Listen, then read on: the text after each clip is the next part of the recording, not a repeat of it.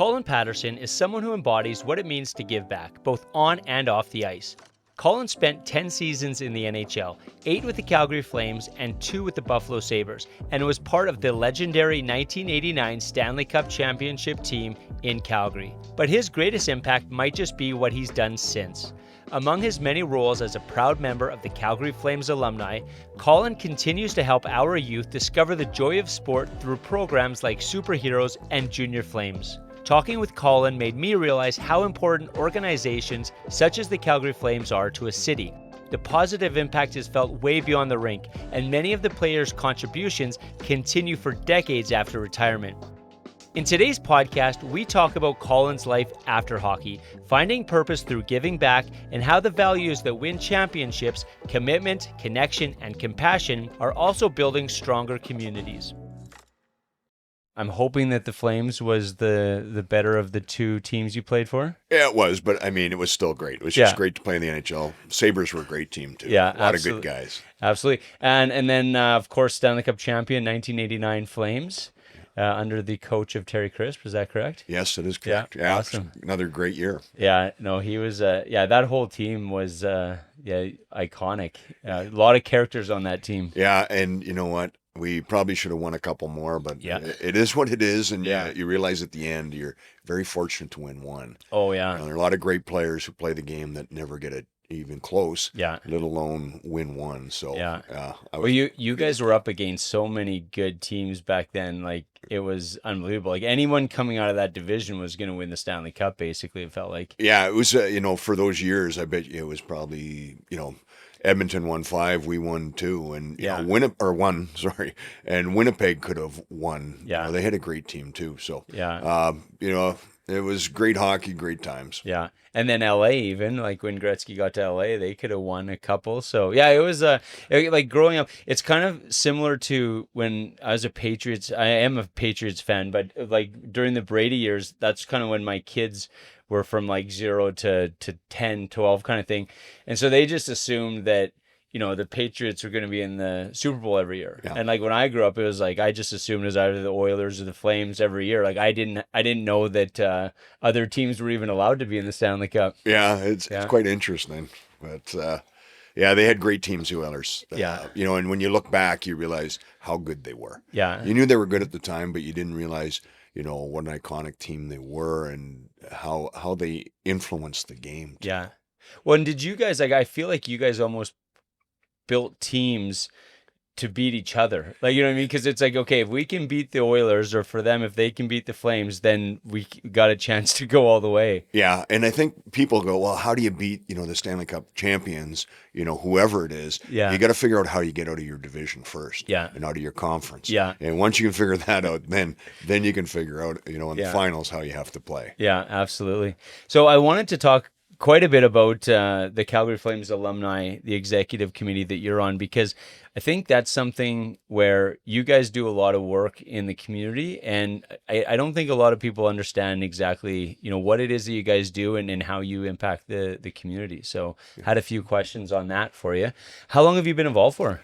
The alumni since I retired. Yeah. The alumni started, I think, in 94. I think I retired in 94, went over to Europe, played another year in Europe. And then when we got back, got into the alumni sort of, full time. I mean, we only had a few guys back in the day. Yeah. And our alumni is a little different in that we have guys who played for the Flames, are automatically in. And then anybody who played in the NHL that lives in Calgary that wants to join can join.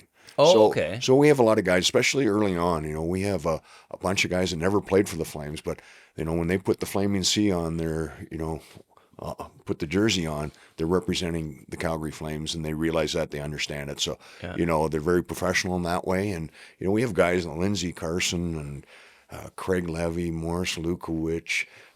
They've been in our alumni for 30 years.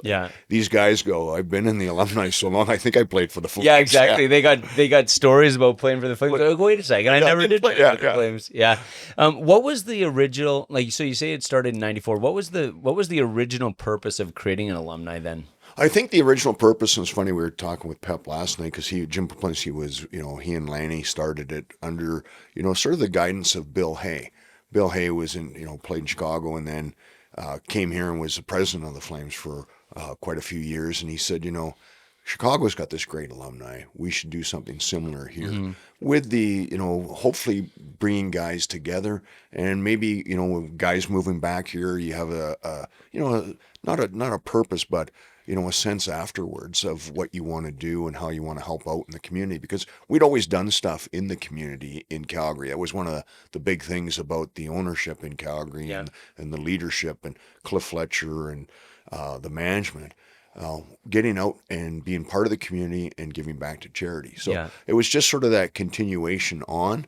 I don't think at the time, Pep or Lanny or, Bill Hay would have realized the impact of what they did and, all the guys we have now. We have about 100 guys in our alumni, I would say active, 50 that played for the Flames and 50 that played in the NHL that live in and around Calgary. Yeah. So I'm curious because you were born and raised in Ontario, right? So what was it about Calgary? And so what was interesting is born and raised in Ontario, played obviously 8 years in Calgary, but then, like you said, you went to Buffalo and then you went to Europe. So when you're done, you decide to retire, why come back to Calgary? Great question. And you know what? We had our green cards, which meant we could, work in the U.S. We got those when we were in Buffalo. And we came back and we had a place in Florida that we went down to after we finished in Slovenia. And I could have gone back to Slovenia, was going to go back. And then we decided, you know what, maybe time to grow up a bit, which never happened, by the way. Just so the listeners are clear on that. And we just decided, where do we want to live? So we looked at Buffalo.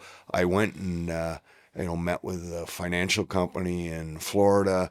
And then we came back here. My wife's family lives here. Okay. And so we came back, and not that was a deciding factor, but I think when you get traded, you think the city trades you, right?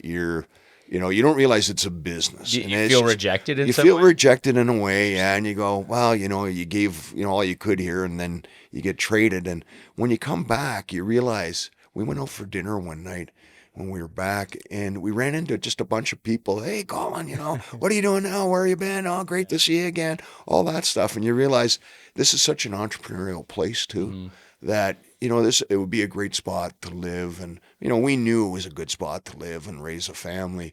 But there's lots of spots that are great to live and raise a family. And we just said, I think there's a great opportunity here. We didn't have the infrastructure at the time where now we sort of do within our alumni. If a guy retires, he can, reach out to one of us and, get help. And we've got lots of guys that can help. Back then there was only, Pep and Lanny and, and maybe a couple people at the Flames. And, I wasn't looking to work for the Flames. But, I got steered in a couple directions for jobs, and that's what I did. And we just said, let's make a go of it here. And we've been here ever since.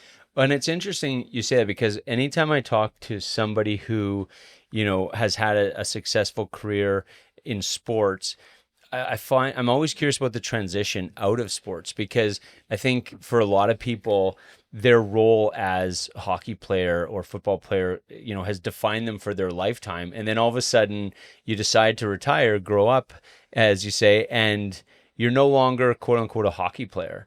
And so do you feel like the alumni helps people with the transition then? Absolutely. And, and I think with the NHL alumni too, there's different programs that you can go through now. Back in the day, they didn't have that. Yeah. But I think that's what our own alumni has created, is that safety net for guys, if they want. You can't force somebody, into doing something they don't want to do. If they want help, we're there for help, but we're not going to go chase somebody down and try and help them, unless they're in desperate need. Have you ever noticed, though, that trying to help someone who's not asking for help is kind of useless? Yeah, and I mean, that's in life. Yeah, in life, 100%.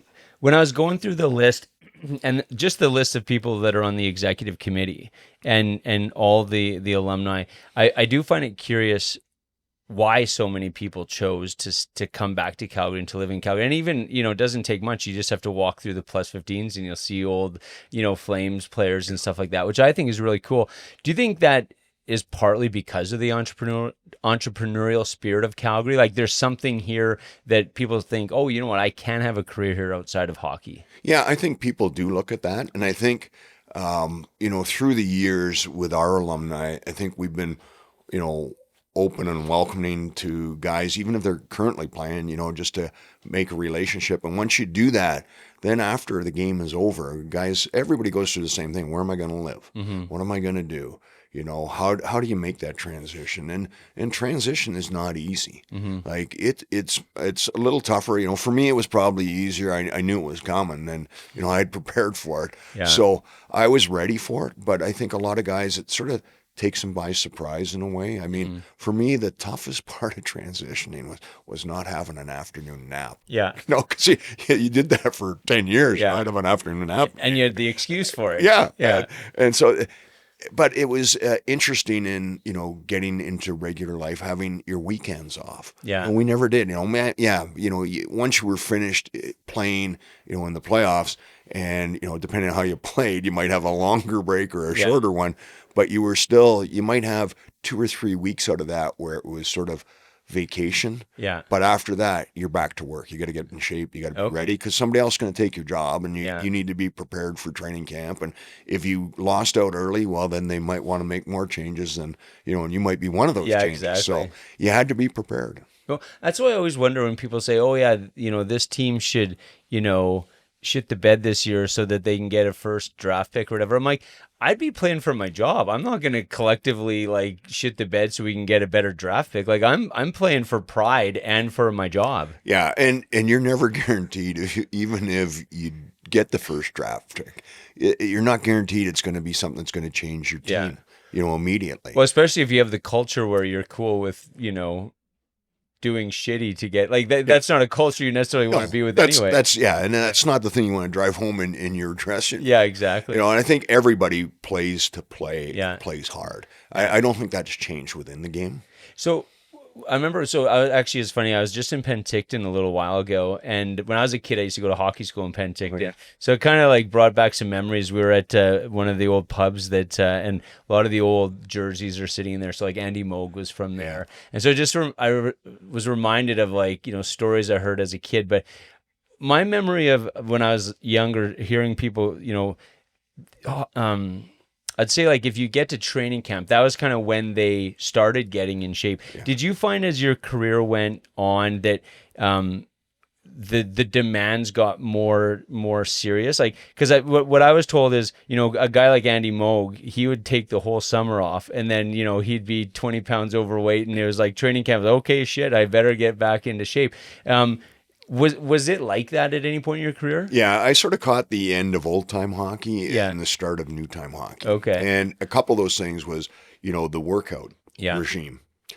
Guys would come in the, training camp to train. Yeah. Right? Yeah. That was when they're going to start training. Yeah. And then, it sort of went, especially with Badger Bob, our coach, put more emphasis on, physical conditioning, riding the bike after games. So all those things sort of led to the next phase, which was, guys coming to camp in shape. Yeah. And then after that is sort of the new time where, they've got, a fitness coach, they've got a strength coach, you got a skating coach, you've got a coach for everything. Yeah. And so when they come in, they don't really need training camp. They should probably just get right in and play a couple exhibition games and away you go because they're in shape. They're ready to go. Yeah.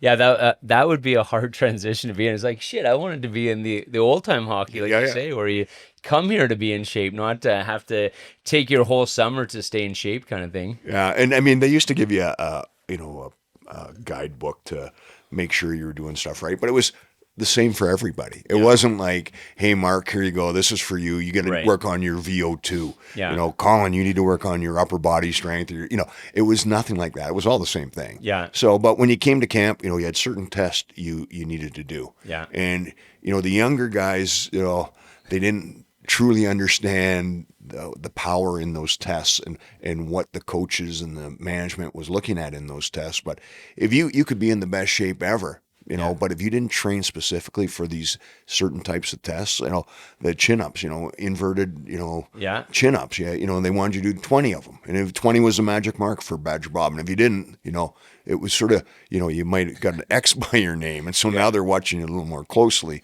as you go through training camp.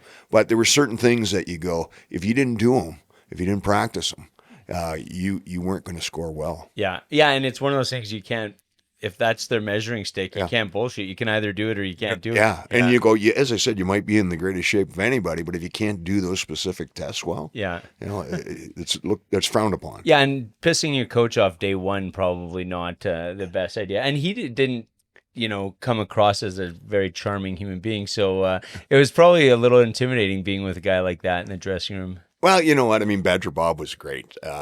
Crispy was great. I mean, all those guys. I mean, but scary in a way. Scary, like, that's when coaches were scary. Yeah, well, the coaches, not approachable. Yeah, the coaches sort of had the power back in the day, right? And now the power's shifted to the players. You know, the coaches were. I don't know what our coaches were making, but you know, you looked at them as if you went offside with them, you were out. Yeah. You know, now it's mine. You know, I think look at it and go, the coach gets an offside with the player. He's gone. Yeah.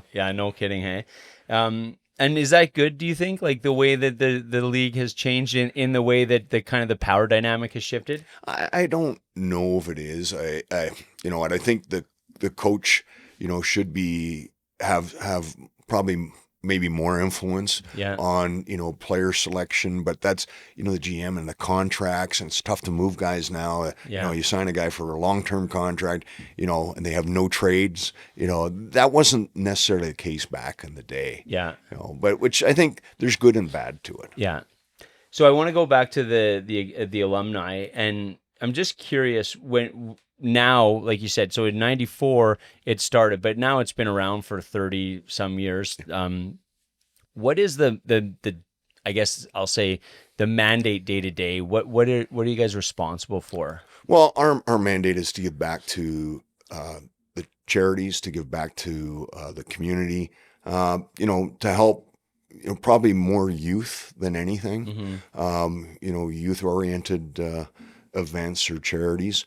And then, you know, we look at ourselves like a service group, you know, like the Kinsman Club, the Lions Club, the Kiwanis, you know, where we go, hey, you know, those people care deeply about the community. They care deeply about giving back to charity. They want to leave a mark and they want to do something. That's what we look at as ourselves, that we do. And, you know, we have a common bond of playing hockey. Yeah. But, you know, if you take away the common bond of hockey, we all have the same feeling. We want to help out. We want to give back. We want to do something. And whether we had the alumni or not, the majority of our guys would be out helping in the community or helping with charity, but maybe not as a force like we are. Yeah. So the general, I was kind of curious, because if you look at it, like, you know, just as a general kind of scope, you're helping out the community, but specifically, I guess when you look at all the things that you could do, how do you kind of choose the aspects that you help with? How do you specifically choose those? Well, I think, you know, a lot of times what will happen is somebody says, hey, can you come to an event for us? We put that through the person, you know, we have a couple of people at the Flames who help out, and Tanya and Jen, and what they do is they'll send out a note to all the guys. And say, hey, you know, here's an event. Can people make it? And if guys say yes, then they go. Typically what happens, you know, Jamie McCowan's our president. He'll say, hey, this is, you know, probably a really good event. He might go, and then a couple of guys join in. But typically you find you go to an event and you go, boy, I really like what they're doing here. And there's lots of great charities, and everybody's trying to do something good for someone. You know, some of them hit home more than others, and sometimes you go, hey, you know, I can make more of an impact on a smaller, you know, charity than I can in a bigger one. But sometimes, you know, the bigger ones need the help, and they wanted, you know, more traffic or more interest in what they're doing. And they think they need a name, and maybe, you know, one of the names is one of our alumni. So I sort of look at it and I go, if I can go, I can go. And if I really like it and believe in the cause, we'll jump into it a little more. Yeah. But you can only do that for so many. Yeah. You can't spread yourself too thin, although, we probably do about 60 to 80 events a year. Oh yeah. And one of our favorites is superheroes hockey. Yeah. And superheroes deals with kids that have challenges between cognitive challenges between Down syndrome to autism and everything sort of in between and outside.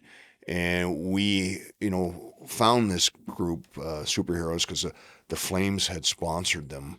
And what they do is they bring kids together, they take them on the ice, teach them how to skate and how to play hockey. And so we had heard about it. They presented at the Flames golf tournament one year, and I said, "This is something, I think our alumni could be, get involved with." So I went the next year. I went out the first time, and then I was hooked. Yeah. And I said, "This is such a great event." They had 2 ice. They started off with 1 ice time, then went to 2, and now they have 3 ice times. So what we do as an alumni, and we've been involved for 7 years now, is we get 2 alumni to every Sunday morning skate. Yeah. So it's 2 hours, 8:30 to 9:30 on 1 ice, 9:30 to 10:30. They have 2 ice surfaces at Max Bell. And that has sort of become one of my favorites. Yeah. And, and it's tough because there's so many great charities we mentioned, but that is one that's, close to my heart. So, and that was one I actually wanted to ask you about, because one of the as I was reading about it, they were talking about, so you have the ice times, but then you have a game that you do in Red Deer. So you're playing against an Edmonton team, or you've done this in the past? We've done that in the past. Yeah. So we are you talking about just the alumni games? No, sorry, I was talking about the superheroes. Yeah. one So the specifically. superheroes will bring a couple of teams of superheroes together. Yeah. And then, our alumni will go out and play them. Nice. A lot of times it's just the kids from Calgary, but sometimes there's kids from Edmonton come in. Yeah. And it's really good. I mean, the guys have such a great time, and the kids just, are beyond themselves. And Yeah. but the families all come, so Yeah. you get the brothers and sisters and parents and grandparents, and it's pretty good. And the kids, afterwards will sign autographs, and it's very, very good. And it's one of those things that you walk away some days and you get a tear of joy in your eye, or you get a tear because, something's happened, or you just Yeah. go, it's tough to get through sometimes. So this is kind of a cliche question, but I was curious, because you hear people often say that they learn by teaching, right? And so in those situations, do you walk away with yourself having learned something from those experiences? Oh, every time, every week I leave there, I go, I feel like I've taken more than what I've given. Yeah. And, I think all our guys would say the same, Yeah. that anybody who goes, any one of our guys who goes, you just walk away going, boy, you know what? I've got a lot to learn, and a lot to give back. Yeah, no, that's awesome. So looking through, you sent me some information on what you guys do, and I thought my printer was gonna run out of paper, because I'm like, holy shit, this is a girthy document. Just so many things you guys are involved with. Yeah. But I was looking at just kind of like, hey, what are the themes here? So helping and mentoring kids is a big one. Why is that important to you guys to focus on kids so much? Well, I think, the kids are the future. Yeah. Right. And, there's, as I said, there's tons of charities out there. There's tons of people that need help. We just said, let's focus, and, if we spread ourselves too thin, we're not really doing a lot. So let's focus on what we think we'd be good at. And Yeah. one of them is helping kids. Mm-hmm. And we realize that, if you can help kids when they're younger, that makes a big difference when they're older. Yeah. Especially through sport. Mm-hmm. And not everything we do is through sport. We do school visits, but, obviously it comes back to sport, and a lot of times it's hockey, but other times there's other sports Yeah. as well. We just happen to know hockey better. Yeah. Yeah. Exactly. As a group. Yeah. So we just figured that was probably our real mandate, Yeah. is to give back to the kids. And it's been really rewarding. After doing it for 30 years, you run into kids, or now adults, Yeah. that say, I remember when you came to my school.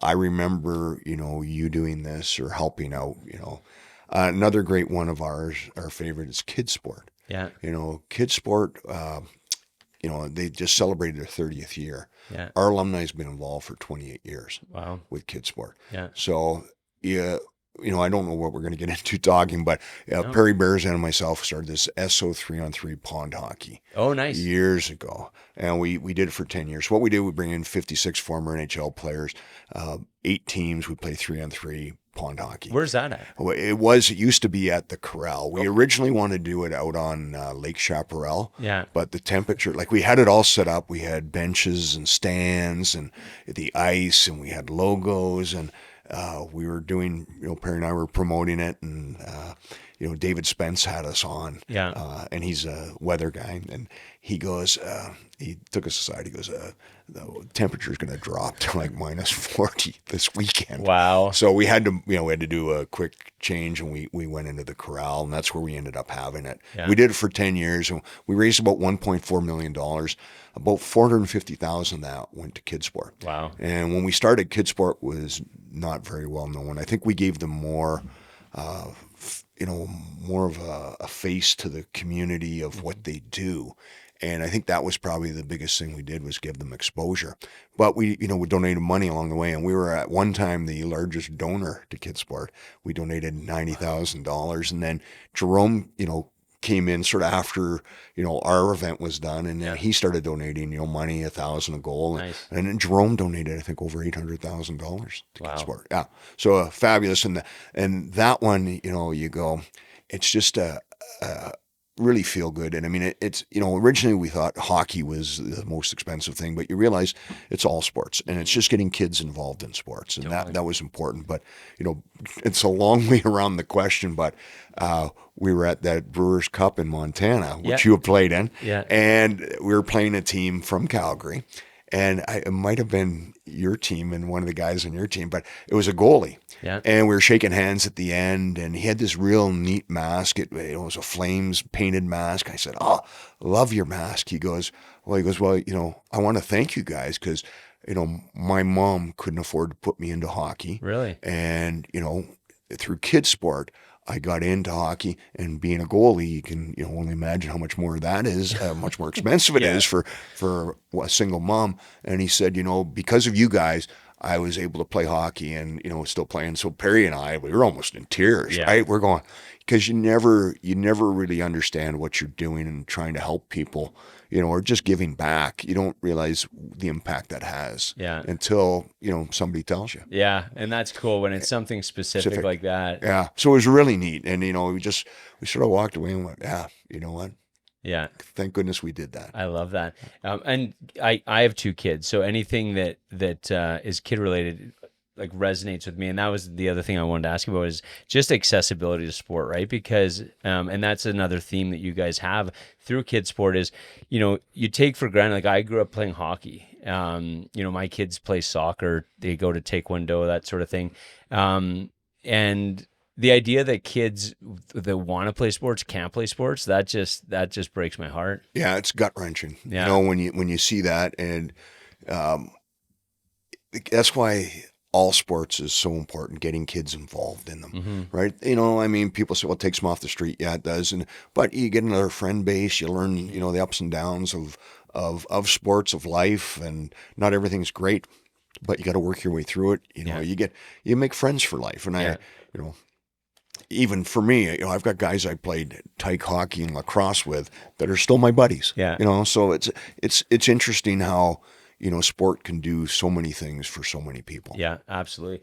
Another kid-related one that you guys work with is called brown bagging. Yeah. So another thing, obviously, my kids are a little bit older now, so they don't want me to help pack their lunches for them. But when they were younger, I always wanted to help them and make sure they had a good lunch. So I've talked about brown bagging with another friend of mine, Bob Sumner, who's been involved in that. And again, like I think I was reading somewhere where I think 6,000 kids every day get help by this organization who makes lunches and brings them to school so that kids can eat. And so the idea that, kids are, going to school without lunches is just so sad. So you guys, again, chose to help them as well. Yes. Yeah. And it's another great organization you've talked about. we were supposed to be in there last week making lunches, but with the teacher strike, they didn't need us at this point. But it is it's a great thing to go do. One is there's a sense of accomplishment because you're there for 4 hours. You're making lunches. You're up, clean up, but at the end of it, you realize, boy, there's more kids than the 6,000 that need lunch. And not only do we do that as a good team bonding thing, it's a lot of fun, and the guys go hard at it too. Because it's competitive. Got to make more sandwiches than anybody else. Who makes the best sandwich? Well, I can tell you who doesn't. But it was and then we donate money to them too. And I think that's really important. They don't get a lot of government assistance, right? Which is sort of interesting, but they do a lot of fundraising, and much like KidSport too. They're self-funded, and you got to help them out, and that's what we've chosen to do as our alumni. Nice. As I said, you can only you can't do everything. But we can. The stuff that we do, I think we do it very well. Yeah, which is awesome. Another theme is golf. Do you guys just like any excuse to go golfing kind of thing, or what? Not any excuse, but there's a lot of golf tournaments, a lot of charity golf tournaments. It's interesting. Al Coates, who was president of the Flames, but he was also assistant GM, and he was the PR guy when the Flames first started here. Yeah, he and another guy, Bill Creighton, and I'm probably missing somebody else, started the Flames Celebrity Charity Tournament. Yeah. This is, back in 1980 or 81. And that really spawned like so many celebrity charity tournaments, right? About having, charities in your tournament. And, as our alumni, we are considered, quasi celebrities. Absolutely. Which is sort of funny at times, but, that includes anybody, there's Olympians that, go out to different tournaments. There's, Stampeders. I mean, there's tons of these tournaments now. And I always say you can play probably, we probably get 40 invitations to play, and we try to limit ourselves to 10. Yeah. But you end up playing a few more because people think hockey players just love playing golf. I don't. Yeah. I play because I can help out. I'm not a great player by any stretch of the imagination. Sometimes you get with groups that are expecting you to be a little better than what you are. Oh, we played with Lanny last year. He was great. Well, you know what? You might be in for a bit of a change. Yeah. So that tournament, I think they're in there, 30 whatever years, 34 years. It's been around, and it's raised a ton of money. Yeah. And so that, from what Al Coates did for that, it's sort of brought all these tournaments out, and it's a different way for, tournaments and charities to raise money. Yeah. And they, I think our alumni helps out tremendously in those tournaments, but sometimes it wouldn't matter if we were there or not. Well, but as someone who is playing in those, I mean, when they get to be partnered up with you guys, like that's a story they have for, like even the Montana trip, right? The hockey games. Like I tell those stories all the time, like, sitting in the dressing room after the game and just the stories you guys would tell and stuff like that, right? It's classic. So it's because of you guys doing the tournaments that other people are attracted to it. There's no question about that. Yeah. So it's good, and I go, as we said, I don't know how many tournaments collectively our alumni does, but I know it's a lot. Yeah. And I know I played in 15 this year, but I know other guys, probably played in, 10 different ones than I did, and somebody else played another 10 that, you never heard of. And, One of the things, another theme that I noticed was of some of your initiatives do focus on mental health with people. I'm curious, just as you're in your career as a player and then, in the alumni, have you seen the focus and the ability to talk about mental health become easier as you've kind of went along? Yeah, I think so. It's still, it's probably not where it should be, but it's way better than it was. Nobody ever talked about it before. Now there is discussion about it. I sit on the board of a Breaking Free Foundation, which was started by Theo Fleury and Amber Craig, and it helps people deal with trauma. And there's so much trauma around. And, I sat beside Theo for 2 years in the dressing room. I didn't know his issues, right? Because you never talked about stuff like that. Right. And then when I did find out, when it did come out about his issues and what had happened to him, I said, boy, if there's ever a chance for me to help him out, I'm going to. And so being part of this foundation has been very good. And we're really small. Like we had 4 volunteer members. We have 1 part-time bookkeeper. And we give out $750 grants for people to get specific help. So we deal with, I think, about 350 psychologists, but they're all trauma related because your trauma is different than mine. And there's no measurement of it. But so we try and help those people out. But, we do some fundraisers. We did our own golf tournament. We've done a poker tournament. We try and scrape and claw along to do that. So, but that has opened my mind and, vision up to, boy, there's a ton of mental health issues out there. And it's not limited to one specific sector of society. It's all over. And hockey players are no different. I mean, the number of, they're doing way more studies on concussion, on, just life and transition and trauma. So I think there's more discussion about it. I don't know if it'll ever get to where it probably should be, but everything starts somewhere, and it's an evolution. And the thing about it is oftentimes it's talked about almost in hindsight, as opposed to, I remember being at soccer once, and one of the coaches, I think, was gone for the day because they were just saying, like, I'm focusing on my mental health today, and someone just kind of without thinking just said, like, oh, I didn't know they had mental health issues. And I said, well, like, everybody has, like, it's like going for a run, like dealing with people understand intuitively dealing with their physical health and being proactive about it, but they don't think you need to deal with your mental health until you have to deal with your mental health, And I think having that healthy conversation and just, helping people as they go, then it doesn't take, a big breakdown to sort of start addressing it, right? Yeah. And it's, it's tough if people aren't talking. Yeah, totally. It's tough to know what somebody else is thinking. Yeah. So when you think back, what I'm fascinated by is when you guys started this, so in 94, there wasn't necessarily a big vision for what you guys wanted to do, but, as it grows, I would imagine you're kind of like, okay, here's like the impact we can make. What would you say the legacy is that you want this to be? Like what impact do you want this to make in the community? Well, I think any positive impact we can make on the community is great. I think the legacy is to keep it going. When we first started, I didn't think, I thought maybe it might die out, after a few years, but when in turn happened, it gained. I think it gained momentum. And I think part of it is, the players today, they aren't around as much in the summertime. And you don't get exposure to them as much as what you used to do.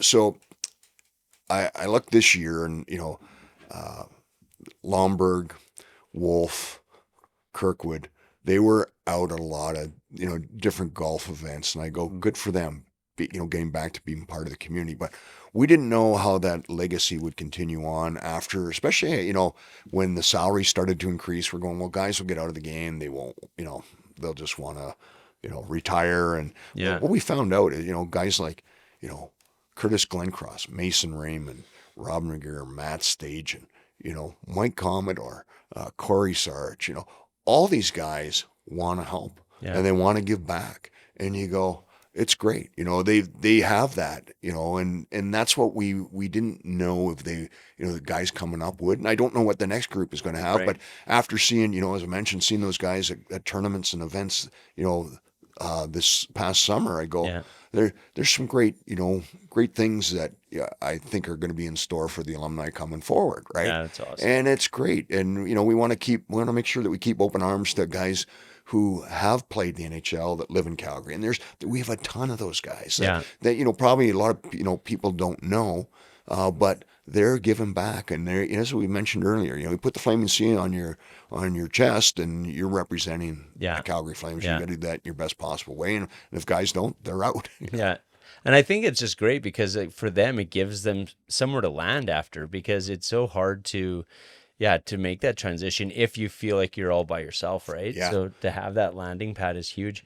I'm curious, when you stop playing hockey, because I see some players, they want to keep playing. Like they'll go and play like, like, I don't know. I know, like I mentioned my buddy that used to play for the Bentley, what were they called? Anyway, but like guys will go play that. I think Theo Fleury played that after and like some guys are just like, they keep wanting to play, keep wanting to play. What was like when you retired, did you keep wanting to play, or did you kind of need a break from the sport? Well, I think you always want to keep playing the sport. Yeah. You'll find when guys get out of the game, they don't want to play. Yeah. And for me personally, I was a defensive forward in the NHL. It's not a glamorous position. Yeah. Everybody wants to score, everybody wants to do everything, but you realize, there's guys that are better at scoring than I was. And, so you got to find your role. And once you find your role, you tend to stick to that role and you play that role. It doesn't mean that's the way you want to play the game. Right. So when I was finished in the NHL and I got an opportunity to go over to Slovenia and play, I had so much fun. Because a lot of guys leave the game, they're bitter about the game. Right. So, after the game was finished and I went over to Slovenia, I got to play, power play. Never played the power play. Well, very rare in the NHL, if I jumped on the ice at the wrong time. Yeah. And, you were penalty killing, which I did. And then, double shifting, out at the start, out at the end of the game, all those things, and the game was a lot of fun. And so when I did finish, in Slovenia and said, hey, time to grow up, I was satisfied with the game, and I wasn't bitter about it, but I didn't want to play. I wasn't going to play senior hockey. Right. I didn't want to, you don't want to play competitive hockey anymore. Yeah. But you want to have fun. And, you find a group of guys. I didn't want to play in a team. I didn't want to, the commitment, with 3 young kids, of going and playing every Tuesday and Thursday night or, so I just felt that was time. And, I still played, but it was just more for fun. So how many times, you said about 15 golf games a year kind of thing? How many times do you lace up the skates? I'll lace up the skates, for events, probably about 6 or 7 times. Okay. Maybe a little more, but we have, we get alumni ice time too that, the guys are getting younger faster. Yeah. But it is fun. And we get those down at the Dome, and those are sort of hit and miss on dates though. So it's tough to plan, but I try and get out to, as many of those as I can. Nice. Always, I got my knee replaced a couple of years ago. Double hernia surgery. I mean, there's just all these things that happen. You go, it takes time away from the game a bit. Yeah, absolutely.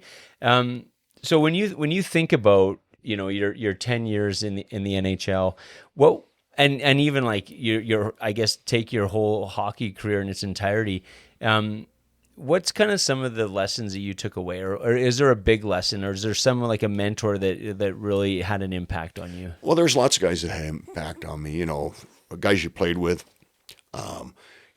obviously parents and brothers, but, coaches, guys I played with, Lanny had a big impact on me, Doug Risebrough had an impact on me, everybody that I played with, there was an impact somewhere that those guys had on me. I think you'll learn that, you have to be open. You have to have an open mind to play. You have, in any business, you might think you're right, but you learn after, maybe I wasn't. Yeah. You learn about dedication, hard work, perseverance. You learn, the mental part of the game is probably more challenging than the physical part. Yeah. And, there were so many great things that happened in your career, but so many things I go, geez, I wish, I would have maybe had a different mindset for it. But, I had a lot of injuries, and, one thing that you learn after the career's over is maybe I shouldn't have played injured. Yeah. If I go back and do it again, maybe your knee was, 75% of what it should be, but you went back and played. And then that leads to another knee injury, which leads to something else. And back in those days, you felt you had to play. Yeah. Right? You didn't want to, if you're on the bubble especially, you go, I can't give somebody else the opportunity because they might take my spot. So you get back in and you don't do yourself any service by doing that. So I would have changed that. And, but there's times when, the game is great. Yeah. things are going great. There's times when things are not going great. Yeah. And you go, what am I doing here? I should be, why am I playing? Yeah. But there's other times when you go, this is the greatest game. But you have to keep an even keel. Yeah. And I think I did that for the majority of it was, sort of keep in the middle, not get too high, not get too low. Yeah. So having the opportunity to win a Stanley Cup, like that's obviously every kid that grew up in Canada at some point is, playing street hockey and playing that scenario out. What was that like for you, and how did that change your life? It was fantastic. It's tough to explain, but yeah, as you said, I think I won a ton of Stanley Cups in the backyard on the rink, or playing ball hockey. Yeah. And just the moment you get to lift that cup, that was a very special feeling. And I couldn't tell you who I got it from or who I gave it to, because there wasn't, today there's sort of a protocol of who gets it and when, but we didn't have that. None of our guys had won a cup. Yeah. We were one of the few teams where nobody had won a cup on that team. Terry Crisp had won 2 as a player.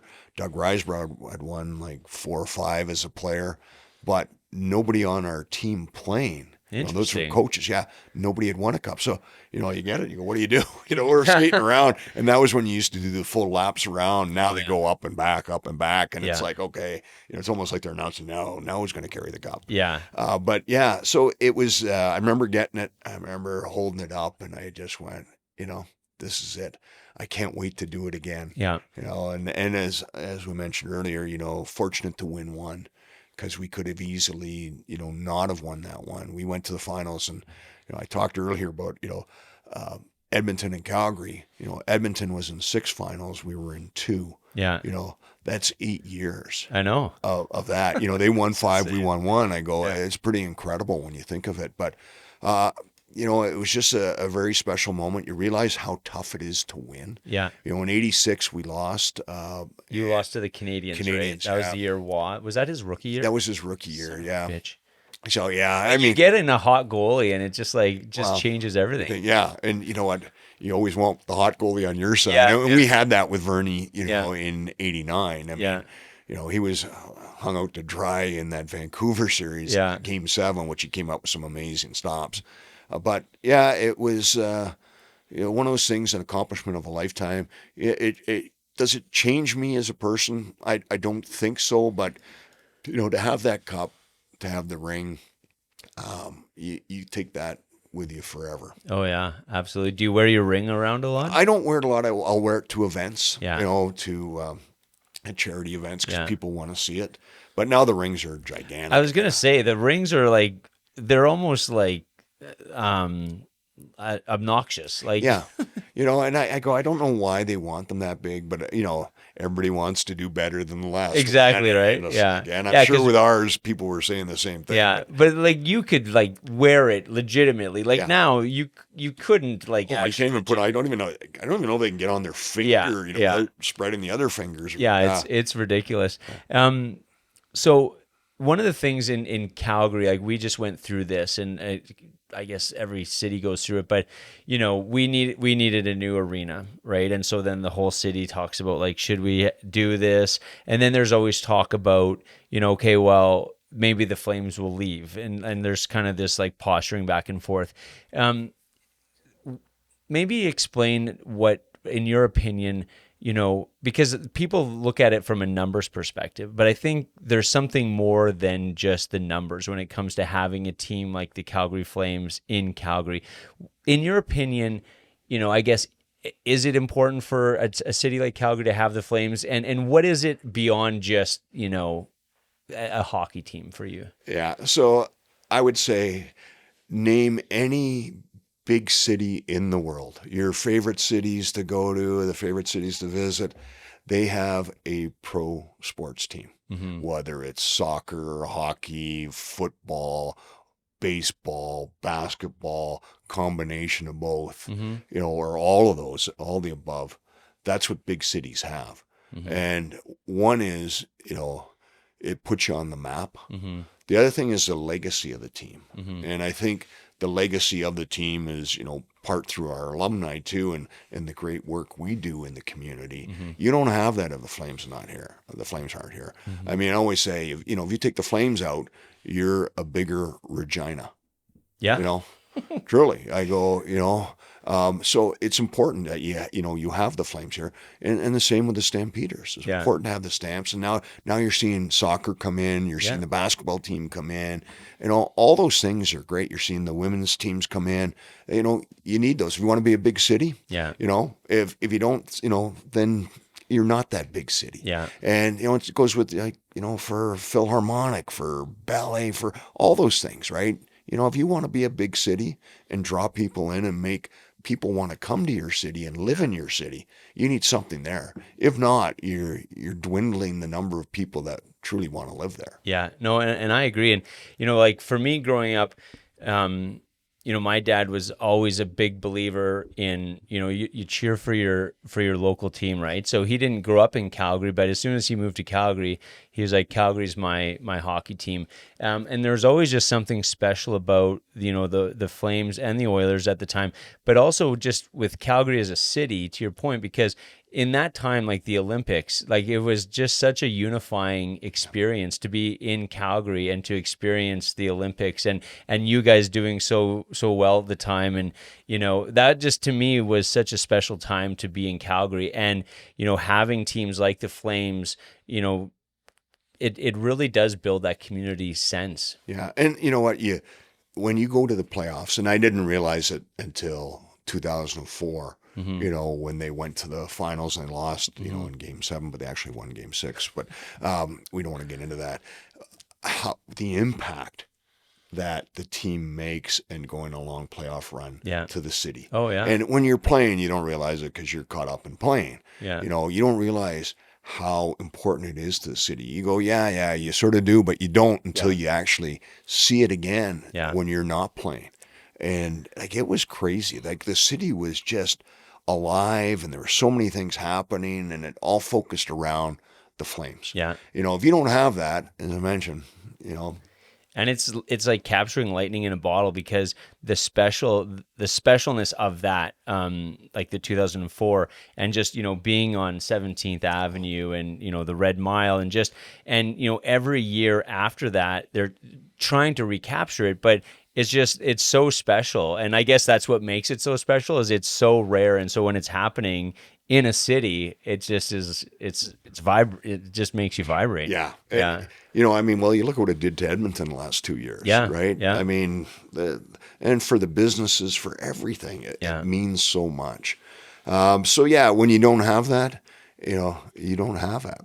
What's your city get excited about? I mean, fortunately for us, we have the Stampede, and that's another great thing too. Talk about community and volunteer. Man, they do a fabulous job. Yeah, absolutely. So I guess my final question is, if you could reach out to, like I said, with what you guys do with the alumni, you're helping so many kids.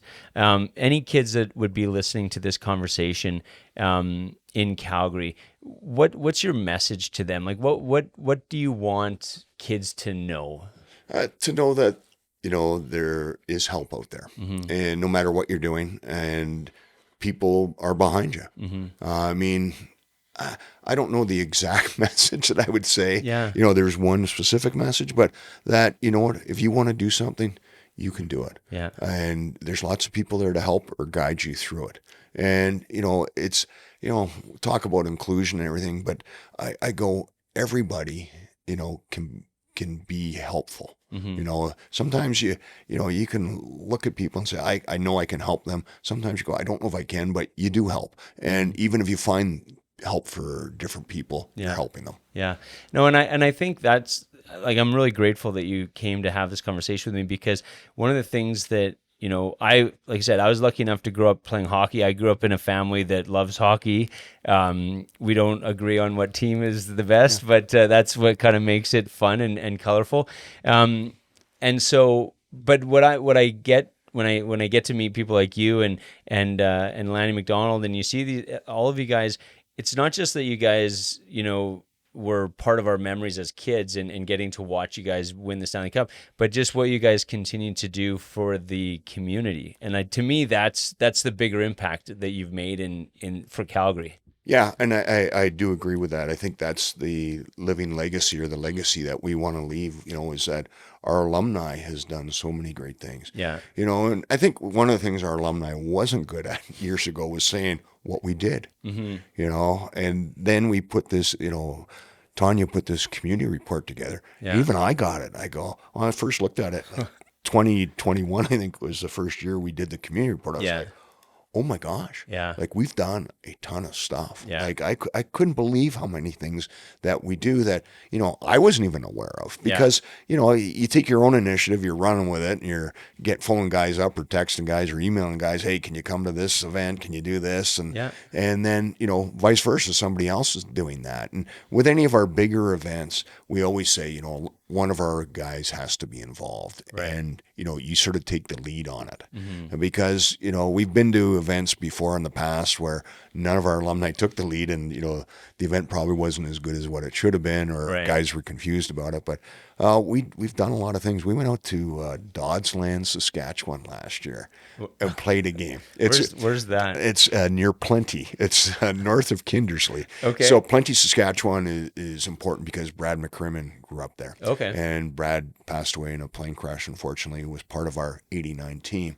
So between the two towns, there's like probably 500 people. So we went to play in Doddsland, and we got there, and the dressing room was on the second floor of the rink, and I was looking, I go, we didn't have the youngest team. Yeah. We had probably 6 guys of my vintage, and I was like, we might, half our guys might not be able to make it up the stairs. Yeah. But we went there, and we helped that community raise $250,000. Wow. It was incredible. And you forget, because when you're in Calgary all the time, people, I don't want to say they expect you to be there, but when you're there sometimes, hey, good to see you again, good to see you again. Where the people in the smaller communities, they don't get that. Yeah. They don't get, an NHL team coming in, or, NHL alumni coming in. So it was really interesting to see. And we've known it all along, like the smaller communities, they just, rally around certain things. But it was great. And, that's the impact that our team had.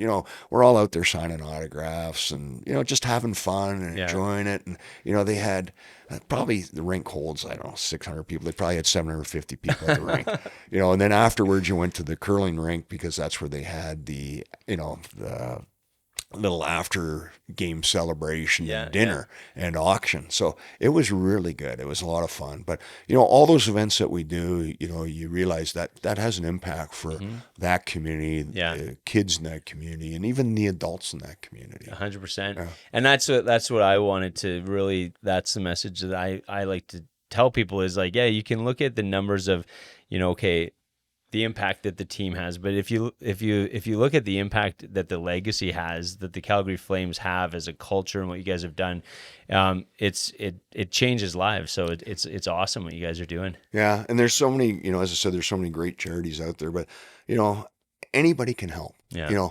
And that's why I look at all the service groups around that help. I go, it's not like, the name of the guy in the Rotary Club. Yeah. Maybe you do, maybe you don't, but he's helping. Yeah. And that person's helping. The men or women that are going out and volunteering. Yeah. Like, that's helping the community. When you don't even realize it, like with the Rotary and the Kiwanis and stuff like that, is, you'll just be playing at a park with your kids and you realize that this was built by them or whatever, right? And as kids, you don't even think about it, just like it's a park. And you're like, where do these parks come from? It comes from, organizations that are like trying to make a difference in the community. So and everybody can make a difference in their own community, but you need to want to as well. Yeah. I think one of the things we've done as alumni is we haven't sat back and and said, oh, people should be doing this. We get out and do it. Yeah. And we get out and help. And you know what? I mean, there's sometimes you can make a major impact. Sometimes you have a minimal impact, but at least you were there. Yeah. And you tried. Yeah. I was just going to get back to your dad saying, when you move to a city, you should become a fan of that city. We should have had him preaching to the Toronto and Montreal fans. Yeah. Because back in the day, when we played Toronto or Montreal out here, you would think, you were in Montreal or Toronto. Oh yeah. You know, and still to this day, Yeah. there's so many Leaf fans, so many Canadians fans that come to the game and cheer for them. That's the power and the legacy of a team like Toronto or Montreal that have been around a long time. You know, talk about what it does for a community.